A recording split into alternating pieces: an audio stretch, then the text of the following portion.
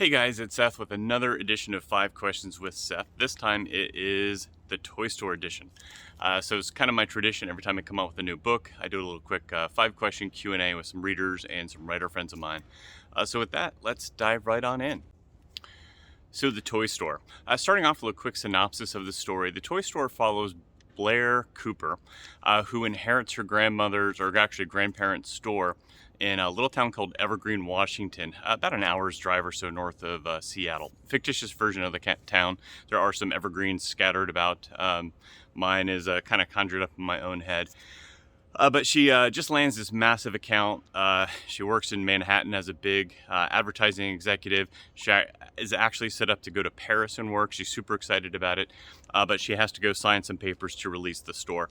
When she gets there, the realtor's like, "You're going to do great selling this, but caveat, you really need to have the store look like it's operational to get the sale off.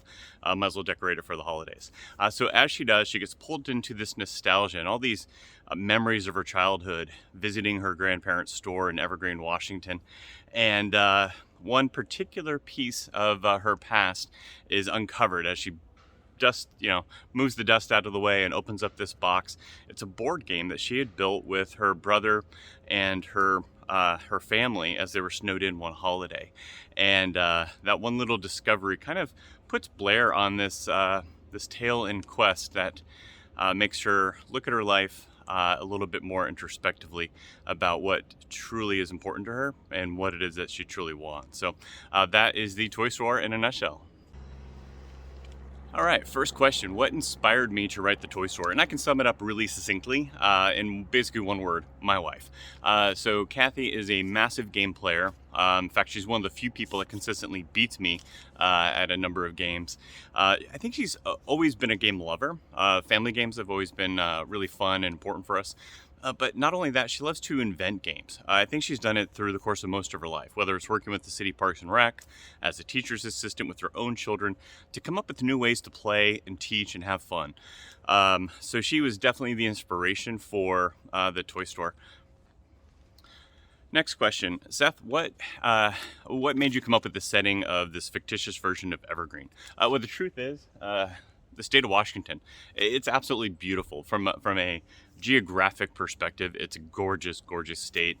You go a little bit further north of Seattle, snow becomes more of a consistency. And I can just imagine this amazing little town. And there are towns similar to it. Like you'll take the Germanic town of Bavarian town of Leavenworth, not too far away. It's just a great setting with pine trees and snow and mountains.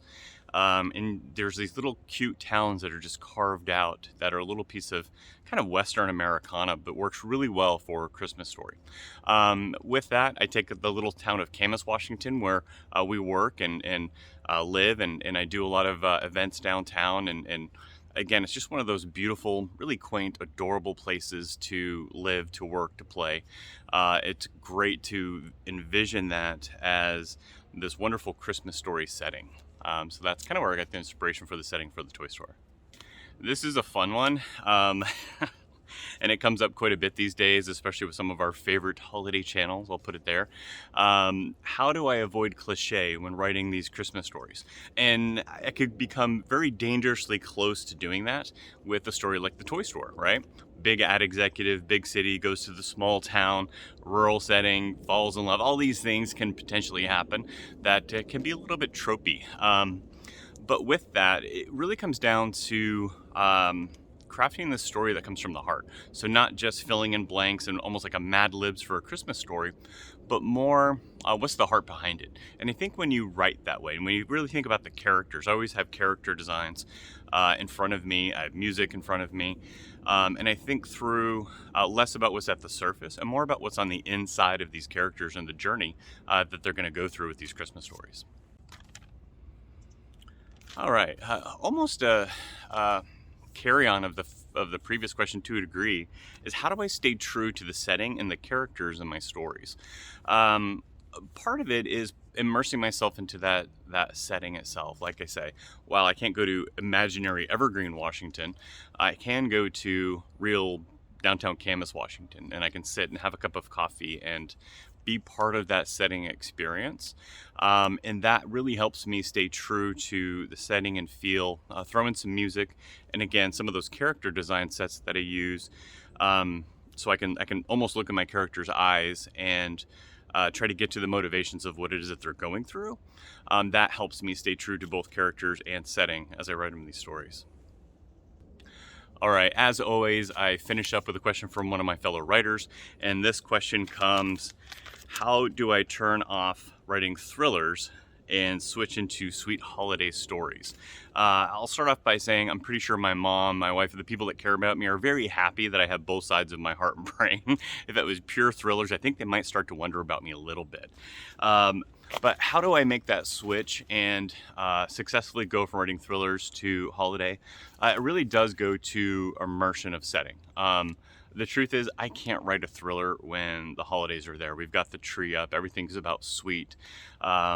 So being able to flip that switch is important for me, not just as a writer, but as a person. I try to decelerate a little bit going towards Christmas, and really enjoy the experience of being with my family, being with my community, and sharing my stories while doing so.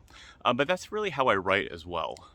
Again, after Thanksgiving, I almost always have Christmas music on. I've got a little tree in my office, or sometimes two. I have some other really cool holiday decorations in my office that inspire me to write these stories. And I'm a huge Hallmark fan, so I will have Hallmark playing. If it's a new movie, I might watch it. If it's not, I might have it in the background just when I can't be in that downtown setting.